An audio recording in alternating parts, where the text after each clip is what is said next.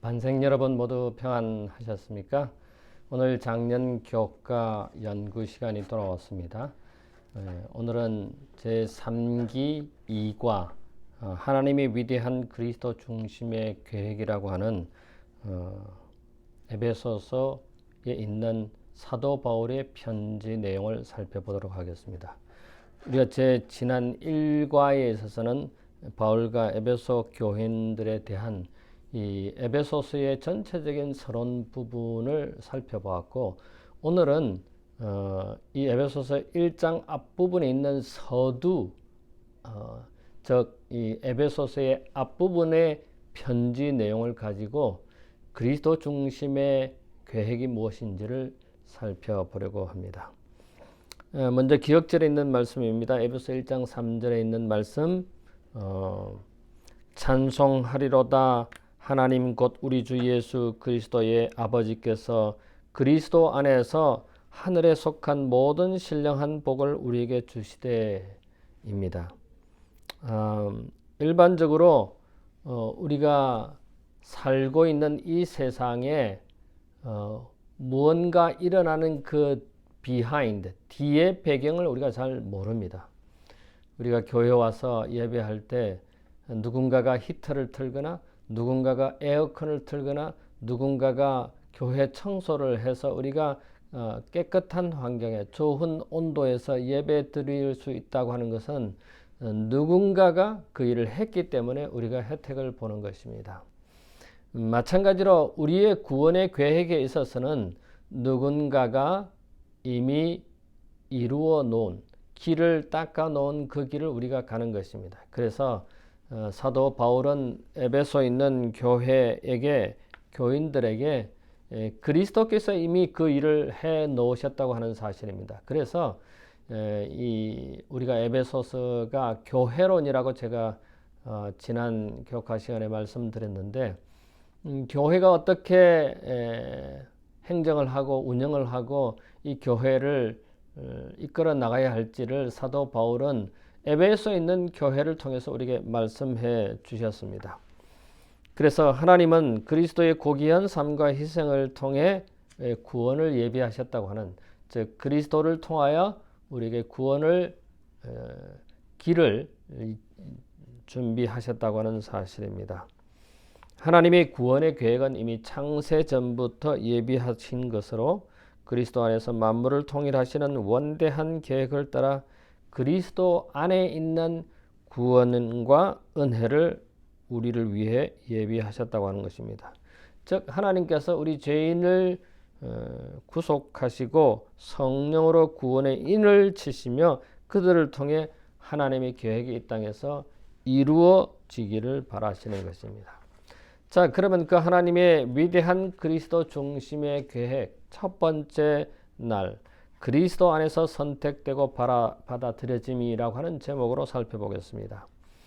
여러분, 그리스도 안에서 선택되고 받아들여지는 것이 무엇일까 하는 것입니다. 에베소 1장 3절로부터 14절에 나오는 하나님께서 우리에게 주신 그 긴 선물의 목록을 우리가 살펴볼 수 있습니다.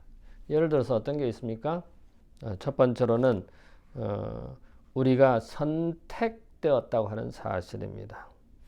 그래서 그리스도 안에서 하늘에 속한 모든 신령한 복을 우리에게 주신 사실에 대해서 하나님께서 우리로 하여금 하나님을 찬양하도록 하는 것입니다.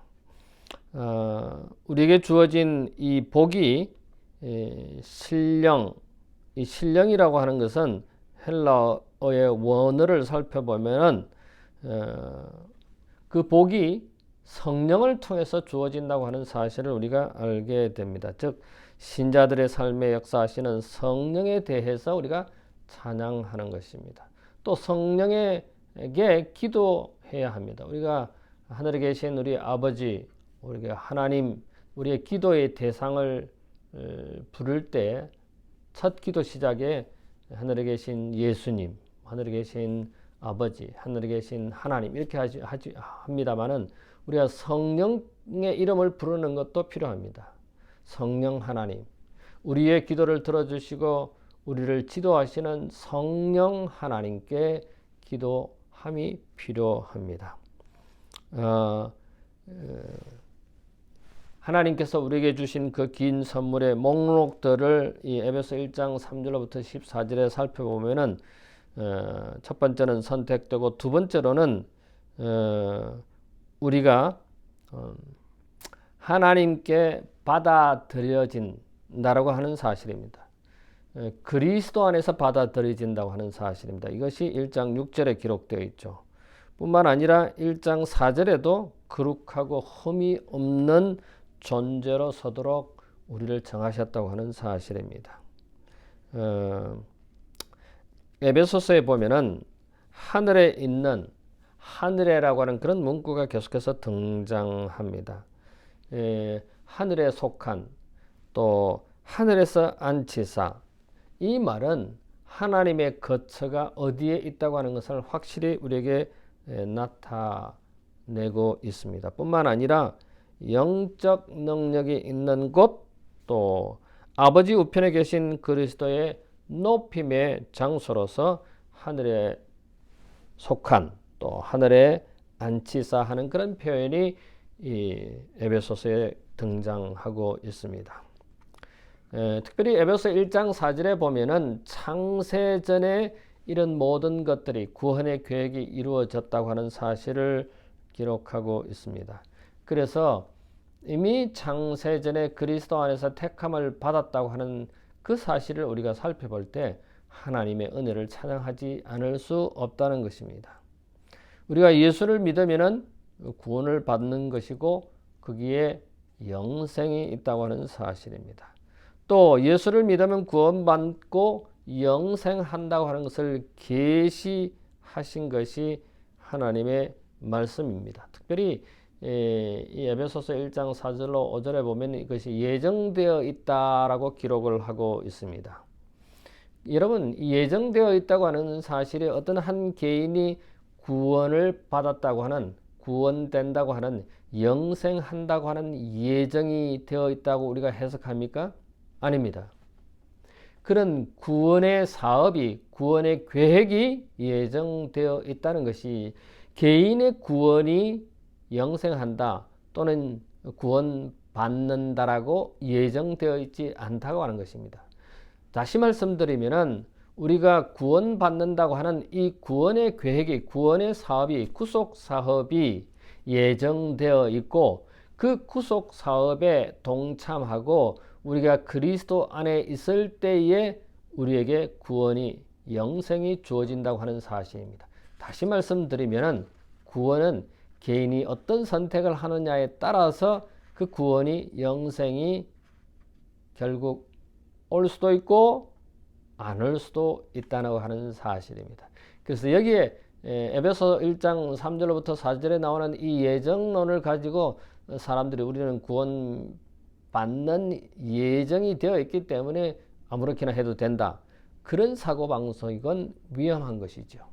그래서 구원의 사업이, 구원의 계획이 예정되어 있고 구원받는 것은 그 개인이 어떤 선택을 하느냐에 따라서 구원이, 영생이 주어질 수 있다고 하는 사실입니다. 분명한 것은 그리스도 안에서 그것이 이루어질 때 가능하다고 하는 것입니다. 그것이 이 첫 번째 날의 교과 내용입니다. 그리스도 안에서 선택되고 받아들여진다고 하는 사실입니다. 두 번째 날에는 값비싼 구속입니다. 값비싼 구속이 뭐냐면은 아낌없는 용서입니다. 에베소 교인들에게 죄는 어둡고 지배적인 힘이었다고 하는 사실입니다. 그래서 사도 바울은 이런 죄와 사탄의 노예에서로부터 벗어나는 것에 대해서 강조하고 있습니다. 바울은 신자들에게 베푸신 하나님의 은혜의 두 가지 새로운 축복을 이야기하고 있는데, 그것은 첫 번째는 구속이고 두 번째로는 용서를 이야기하면서 이것에 대해서 하나님을 찬양하도록 우리를 권고하고 있습니다. 에베소 1장 7절과 8절에 보면은 속량, 죄사함이라고 하는 용어가 등장하고 있습니다. 구속과 속량은 예수께서 우리 대신에 죄값을 갚으셨다고 하는 사실입니다. 구속, 속량 이러한 뜻은 예수님께서 이미 우리의 죄값을 치르셨다고 하는 사실을 알려줍니다. 그래서 여기 구속이라고 하는 에베소 1장 7절에 나오는 이 구속이라고 하는 단어를 원래 노예를 자유롭게 해주거나 포로를 풀어주기 위해 지불되는 돈을 의미한다고 했습니다. 뭐라고요? 이 구속이라고 하는 단어가 뭐 쉬운 말로 말하면 구원이지만은 이 구속의 원래 어원의 뜻은 그 죄값을 치르는 돈을 말한다는 그런 원래 원어의 뜻이 있습니다. 다시 말씀드리시면은 그 노예를 자유롭게 해주는 비용, 값어치에 대해서 이야기하는 것입니다. 사실 우리는 죄로부터 자유를 얻었다고 이야기합니다. 이것은 엄청난 대가를, 값을 치른 결과입니다. 그 값은 얼마를 치른 것입니까? 그 값은 priceless, 돈으로 환산할 수 없는 값어치로, 값으로 대가를 치른 것입니다. 그것은 그리스도 안에서 모든 것이 이루어질 수 에베소 1장 7절에 그리스도 안에서 그의 피로 말미암아 속량 곧 제사함을 받은 자. 그리스도 안에서 그 피로 말미암아, 그 피가 뭡니까? 예수 그리스도의 피로 말미암아, 예수 그리스도의 죽으심으로 말미암아, 예수 그리스도의 대가를 치르심으로, 죽음으로써 그 피를 흘림으로 인해서 우리가 속량함, 구속함, 구원을, 영생을 받는다고 하는 사실입니다. 구속받는다고 하는 것은 대상이 아닌 사람을 대접받는다. 땅의 노예가 되는 것이 아니라 하늘의 시민이 되는 것이라고 교과는 우리에게 설명하고 있습니다. 이 구속이라고 하는 이 단어가 어쩌면 조금 어려운 단어인가 아닌가 생각이 됩니다. 그래서 개정판에 보면은 이 구속이라고 하는 단어를 속량이라고 하는 단어로 번역하고 있습니다. 그리고 이제 대속이라고 하는 말이 나오는데 이 대속은 값을 주고 노예를 해방시키는 내용입니다. 우리가 아담의 씨로 태어난 사람들은 다 죽은 자들입니다. 아담의 씨로 태어난 아담의 후손들은 다 죽는다는 게 무엇입니까? 에베소 2장 3절에 보면은 진노의 자녀들이라고 표현하고 있습니다. 우리는 다 죄인이라고 하는 사실입니다. 즉 죽은 자들이라고 하는 것입니다. 이 죽은 자들이 그리스도 안에서 생명의 씨를 얻어서 영생을 얻는다고 하는 것입니다. 아담의 자손은 다 죽음입니다만은 그리스도의 자손은 다 영생한다고 하는 사실입니다. 자, 이런 말씀이 있습니다. 십자가에서 그리스도는 과거와 미래의 우리의 죄값을 그 자신이 짊어지시고 법조문으로선 정서를 지우시고 제하여 버리사 십자가에 못 박으셨다고 골로새서 2장 14절에 기록하고 있습니다. 하나님께서 우리를 죄값을 치르시기 위해서 하셔야 될 일이 뭡니까? 우리를 용서하시고 그 자신이 그 죄값의 제물이 되고 값을 치르셨다고 하는 사실입니다. 자, 그러면 셋째 날에 한번 가봅시다. 셋째 날에 보니까 하나님의 위대한 그리스도 중심의 계획이 여기에 기록되어 있습니다. 자, 하나님은 충만의 때의 계획은 무엇이며 그 범위는 얼마나 넓은가? 우주가 그리스도 안에서 통일되게 하는 것입니다. 여러분, 하나님의 계획에 대해서 세 가지 표현을 한다고 했는데 그 첫 번째는 그 뜻의 비밀이고 두 번째는 그의 기쁨이고 세 번째는 충만한 때의 경륜이라고 말하고 있습니다. 여러분, 하나님의 궁극적이고 최종적인 계획은 예수 안에서 모든 것 그리고 모든 것을 하나로 통일하는 것입니다. 근데 이 말이 무슨 말인지를 잘 이해 못하실 수도 있습니다. 그리스도 안에서 모든 것을 모든 곳을 하나로 통일하는 것이 무엇인가 하는 것입니다.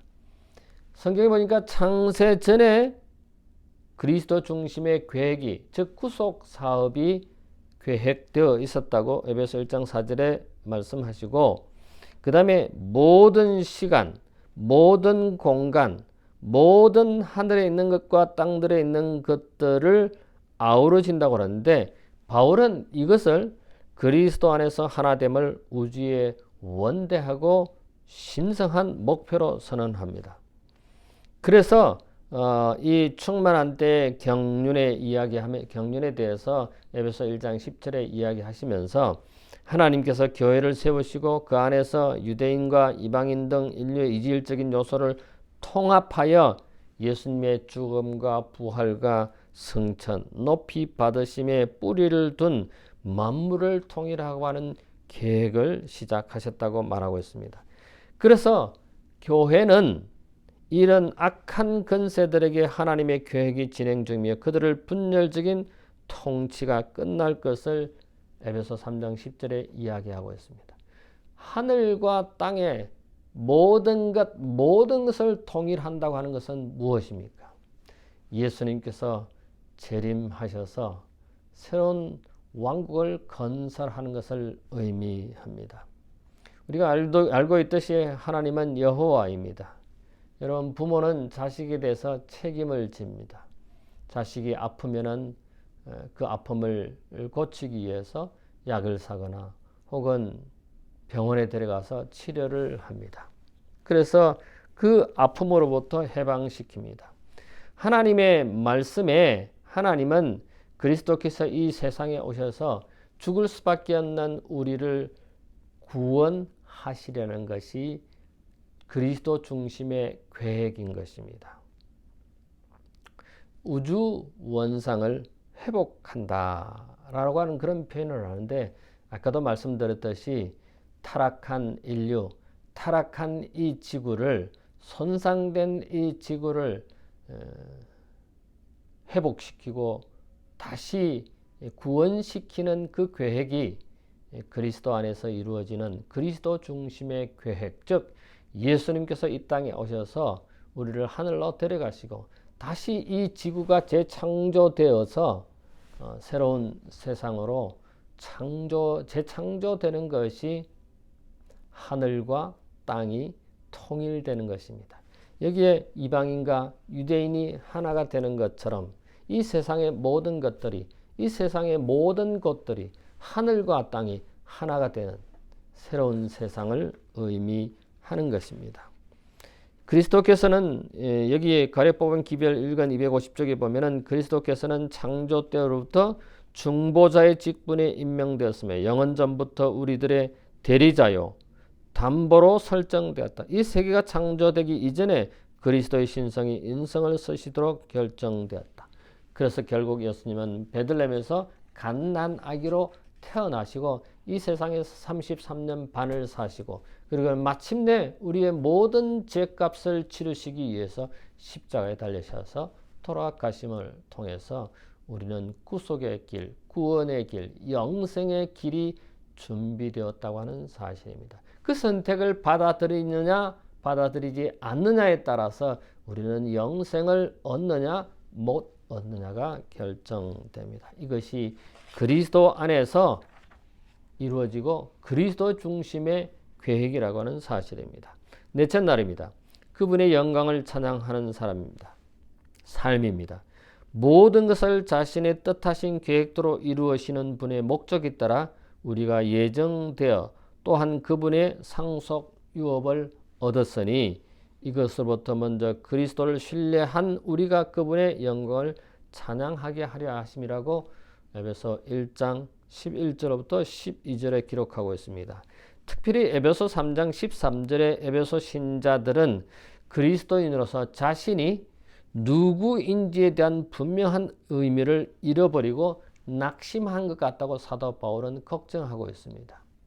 우리의 정체성을 잃어버린 에베소 교인들뿐만 아니라 오늘 말세에 살고 있다고 하는 우리 자신들도 정체성을 잃어버린, 좀 더 나아가서는 재림 교회, 재림 성도의 정체성을 잊어버리고 잃어버린 우리가 아닌가라고 우리는 이 에베소 교회에 보낸 사도 바울의 편지를 통해서 우리 자신을 되돌아보게 됩니다.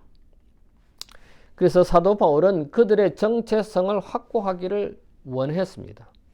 그리스도인들은 이런저런 신이나 우주 기운에 의해 임의로 우연히 만들어진 존재가 아니라 그들은 하나님의 심오하고 영원한 계획에 따라 그리스도를 통해 많은 축복을 누리는 그분의 자녀이다.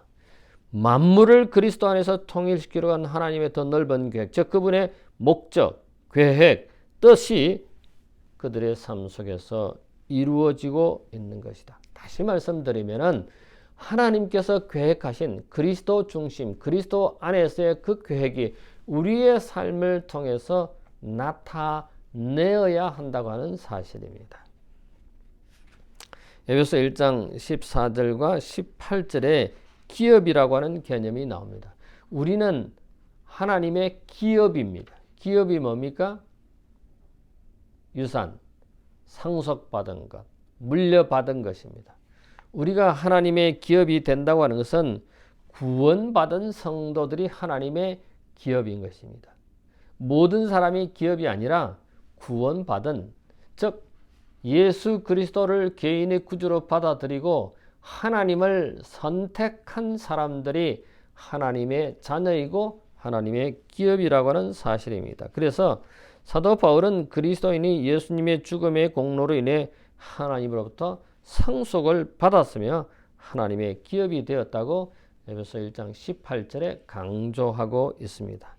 사실 이 구약에 있어서 하나님의 백성들이 때때로 기업이나 또는 상속으로 여겨지는 것을 우리는 신명기 9장 29절에 또 32장 9절에 스가랴 2장 12절에서 발견하게 됩니다. 제 넷째 날에 그분의 영광을 찬양하는 삶을 통해서 사도 바울은 에베소 교인들이 하나님을 찬양하도록 간절히 바랬습니다. 그렇다면 오늘 우리는 어떻습니까? 오늘 우리도 사도 바울은 우리가 하나님을 찬양하는 삶을 살아가도록 간절히 바랄지도 모른다고 하는 사실입니다. 아니, 간절히 바라고 있습니다. 우리가 하나님을 찬양하는데 그 찬양이 뭡니까? 왜 찬양해야 됩니까? 우리가 그리스도 안에서 하나님의 자녀가 된 것에 대해서, 우리가 구원받은 것에 대해서, 영생의 길이 우리 앞에 놓여져 있는 것에 대해서 하나님을 찬양하고 감사해야 할 것입니다.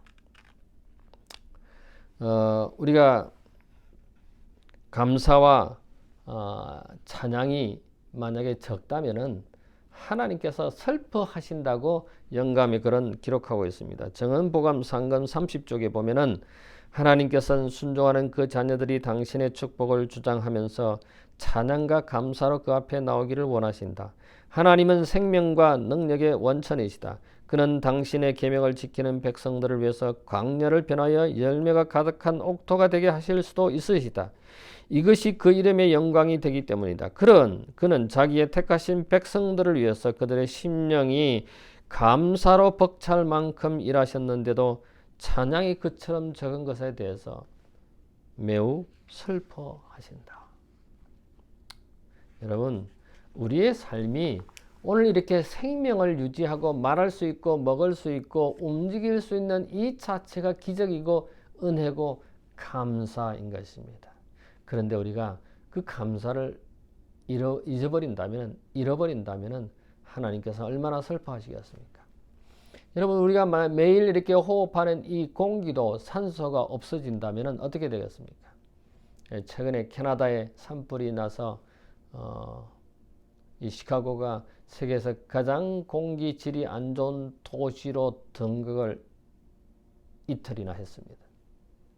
여러분, 그때 목이 클클해지고 또 바깥에 나가면 위험하다고 경고를 받았습니다. 우리가 이렇게 깨끗한 공기를 마시고 찬란한 태양빛을 비침을 받고 푸르른 산천초목을 볼 수 있다고 하는 이 사실이 얼마나 감사하고 하나님을 찬양해야 하겠습니까? 근데 우리는 그것을 잘 하지 않는다는 것입니다. 그래서 하나님께서 슬퍼하신다는 것입니다. 자, 다섯째 날입니다. 성령. 성령은 인장이고 계약금이라고 하는 것입니다. 여러분, 그리스도 안에서, 여기 그 안에서라고 하는 표현이 나오는데 그 안에서는 예수 그리스도 안입니다. 여러분, 에베소 1장부터 6장까지의 그리스도라고 하는 것이 50번 등장하고 안에서가 40번 등장하고 그 다음에 그리스도 안에서 이 두 단어가 합쳐진 것이 30번 정도 등장한다고 했습니다. 그 안에서도 그리스도 안에서입니다. 그리스도 안에서 진리의 말씀과 구원의 복음을 듣고 살아가는 우리 자신에 대해서 하나님을 찬양하고 찬송하는 것입니다. 하나님께서 주신 그 말씀을 믿어서 그것을 약속의 성령을 인치심으로 받는, 뭘 받습니까? 이 사실을, 이 진리를, 이 복음을. 그래서 에베소 1장 13절과 14절에 있는 말씀은 복음을 듣고 믿고 그리고 성령의 인치심을 통해서 영광의 찬송을 드리는 이 단계를 사도 바울은 설명하고 있습니다. 그래서 구약에서는 이 성령의 표현을 첫 번째 인장으로 표현을 하고 있습니다. 인장이 뭡니까? 인장 도장 아닙니까? 이 도장은 성령의 임재를 표시해 준다. 고대 인장은 법률 및 계약서 사본을 인정하거나 또 용기한 내용물의 우수성 또는 양해 확인을 할 때, 또 거래를 할 때, 또 계약을 할 때, 편지를 쓸 때, 유언장을 쓸 때, 입양할 때 이 인장을 찍습니다. 한국은 인감도장이라는 것이 있습니다. 인감도장은 모든 권한이 다 그 인감도장에 의해서 한번 찍으면 그것이 결정되는 것을 나타냅니다. 그래서 이 인장은 물건의 소유권을 나타냅니다. 소유권과 보호를 나타낸다고 설명하고 있습니다. 그래서 성령의 임재는 신자들이 하나님께 속해 있음을 표시하고 그들을 보호하겠다고 하는 하나님의 약속인 것입니다. 이것이 에베소 4장 30절에 기록을 되어 있고 에베소 1장 13절에 보면 성령으로 인치셨다고 기록하고 있습니다. 그래서 성령 하나님이 중요하죠.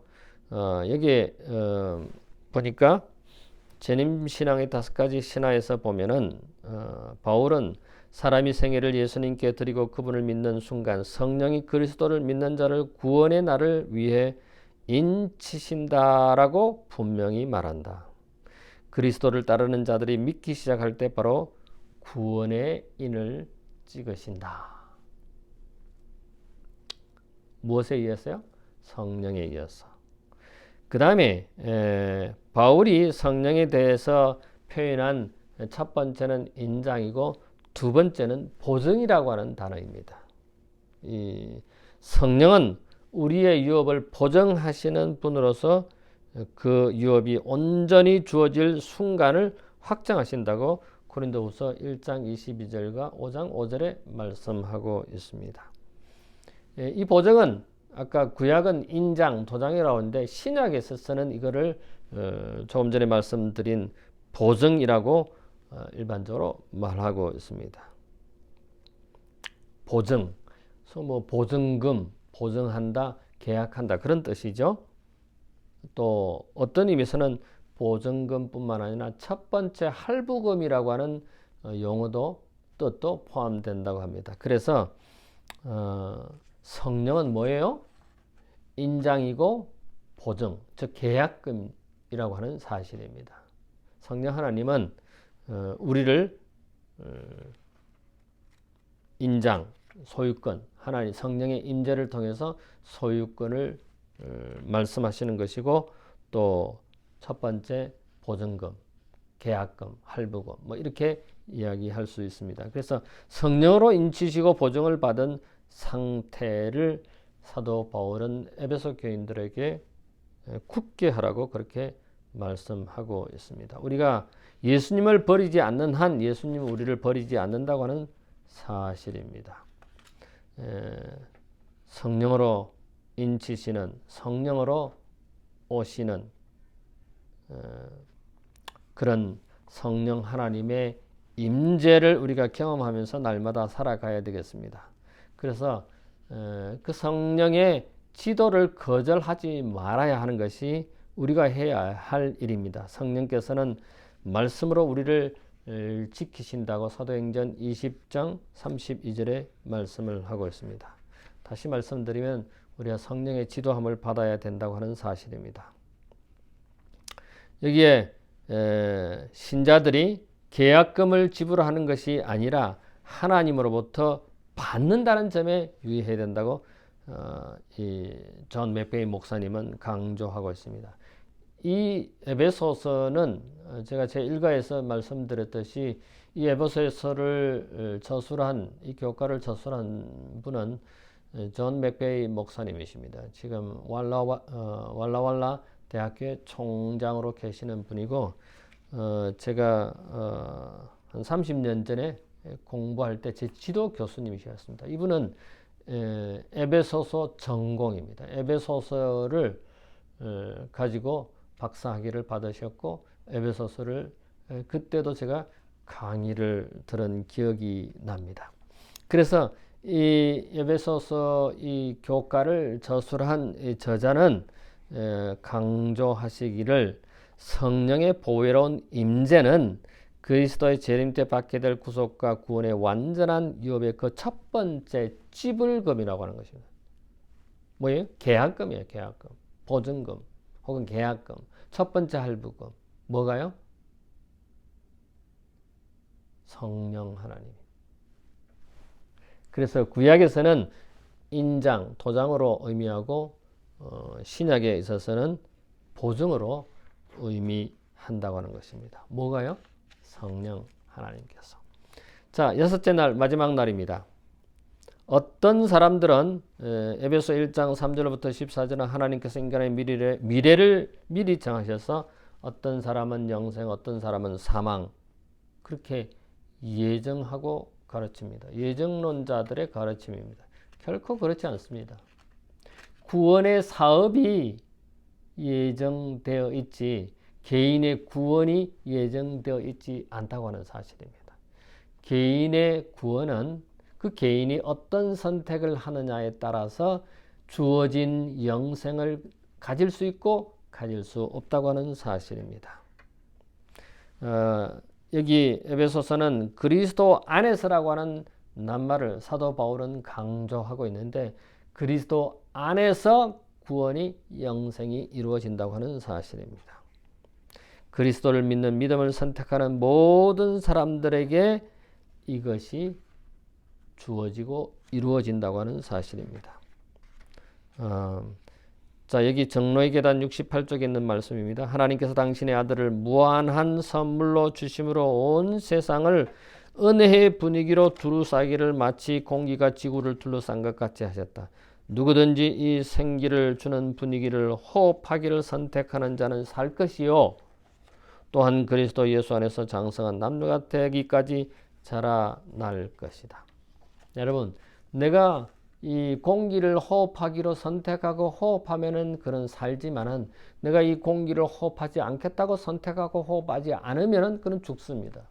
다시 말씀드려서 하나님께서 우리에게 주신 그 영생을 하나님을 믿는 것을 선택한다면 하나님을 선택한다면 그 영생이 우리에게 주어지지만은 그 하나님을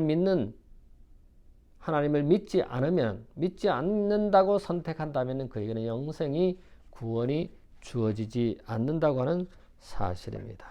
자, 오늘은 그리스도 안에서 모든 것이 이루어진 그 하나님의 위대한 그리스도 중심의 계획에 대해서 저희들 오늘 살펴봤습니다. 다음 제3과는 높이 받으신 예수님의 권능에 대해서 우리가 살펴볼 것입니다. 다가오는 한 주일도 이 에베소서를 한번 읽어보시고 15분 내지 20분 걸리는데 한번 통독하시고 또 이 에베소 1장 15절부터 23절에 있는 말씀을 잘 연구하셔서 우리 모두에게 유익이 되기를 간절히 바랍니다. 잠깐 머리를 숙이고 기도할까요? 고마우신 우리들의 하늘 아버지, 오늘 저희들에게 그리스도 안에서 이루어지는 그리스도 중심의 그 계획을 저희들이 확인했습니다. 우리에게 주어진 이 선택의 길에서 하나님을 선택하고 하나님을 믿는 이 믿음을 저버리지 않는, 그래서 영생을, 구원을 얻는 저희 모두가 되도록 인도해 주시옵소서. 감사하오며 예수님 이름으로 기도하옵나이다. 아멘.